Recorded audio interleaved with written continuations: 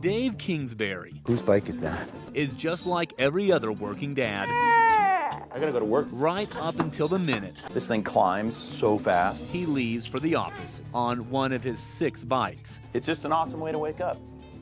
And then I can get, 2.5, 3 hours of riding before I get to work. For a commute that takes more work getting to work than a lot of folks do all day. There is an upside. His rush hour is packed with wildflowers, and the only traffic is trees. Which sort of blunts my stress a little bit, so then when people are like, "Ah!" The downside is that he lives in Netherland and he works in Boulder, and there's only one time he gets off his bike, and that's when he meets his friend Christian. It's only 500 vertical feet. Packs his bike in a canoe. And you probably want to move those packs. And paddles across the Gross Reservoir, they call it.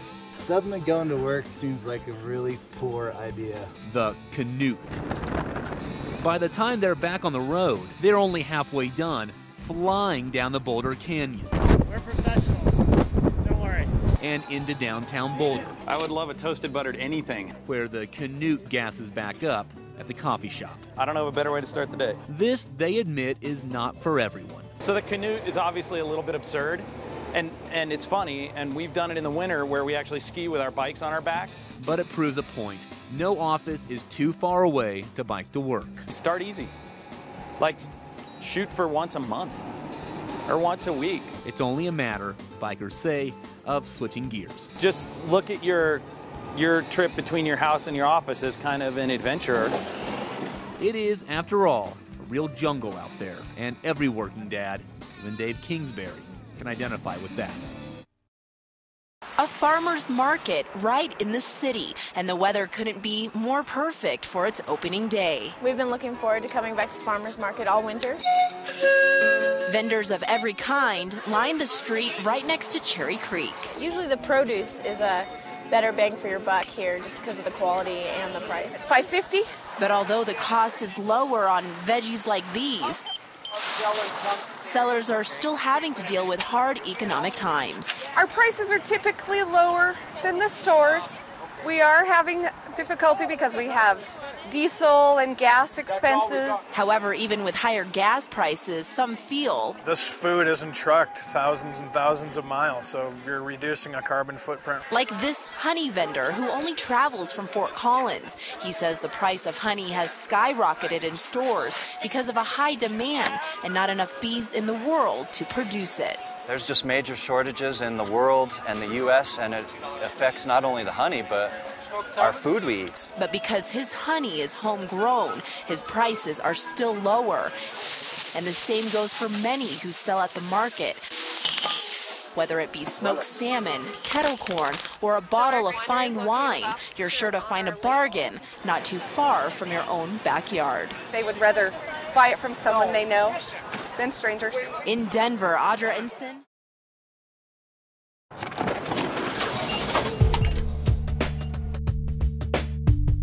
It's a race against time. Every time one of the 90,000 UPS drivers, like 11-year veteran Chris Sanchez, gets behind the wheel. Tools I'll use, even to teach my own kids how to drive. A lot of our drivers deliver up to 200 stops per day, so every second really makes a difference. 5 years ago, the world's largest delivery company developed what they call package flow technology, getting everything from here to there in the fastest, most fuel-efficient means possible. We do time studies with our drivers, so even if we shave one minute off of each delivery stop, again, when you're talking about 100, 200 stops, that's a lot of time. Have a good one. On millions of deliveries a day, and by simply cutting out left turns, they found serious time and money savings. Generally, it's a safer method also, because we're not turning left, going against the grain of oncoming traffic. So. The company says all of us can benefit from what they've learned about pre-planning routes and chopping left turns. Thanks, sir. Have a good one, man. I'll see you later. All right. We managed to save money, we managed to save fuel, and ultimately we managed to reduce our impact on the environment. UPS says not turning left has cut out more than 100 million miles on already streamlined delivery routes. You're going to be idling. That's what we're trying to get away from, is idling. Not only are we idling, but the people behind us are idling, In fact, they've saved more than 10 million gallons of fuel so far. Ladies, have a good one. Take care. And reduced carbon dioxide emissions by 100,000 metric tons. That's like taking 23,000 cars off the road for an entire year. I would say we learn something pretty much every day. So every day we look at our routes, ride with the driver, we'll kind of map out what things are, if deliveries are front door or back door. So there's a lot of legwork that goes into it originally. Delivering a model for environmental efficiency. Dave Young, KWGN. Sometimes it takes a fiery furnace to reveal the true gold of one man. She came running back and said that her baby was still inside. So with a baby inside and a house on fire, this off-duty firefighter did what he's called to do. No ladder, no hose, not even a fire truck, just the hands and feet of an everyday hero. He helped her go back in, grab our infant daughter, and get out safely. Getting the Buckingham family out safely was an automatic reaction for this neighbor who happens to be a South Metro fireman. As local fire crews raced to the scene, he got an early start with an ironic twist. He'd rescued the family of a fellow firefighter who was off fighting a blaze of his own in Colorado Springs. I would certainly expect that from a brother firefighter. I'm just glad that everything turned out okay, that we didn't have a fatal fire that day, and that they still have their whole family. This whole family, whose photos were tainted by a fire that never touched them, whose hearts were touched by a fireman they never knew. I'll have to thank them in some way. Feels like it's my job.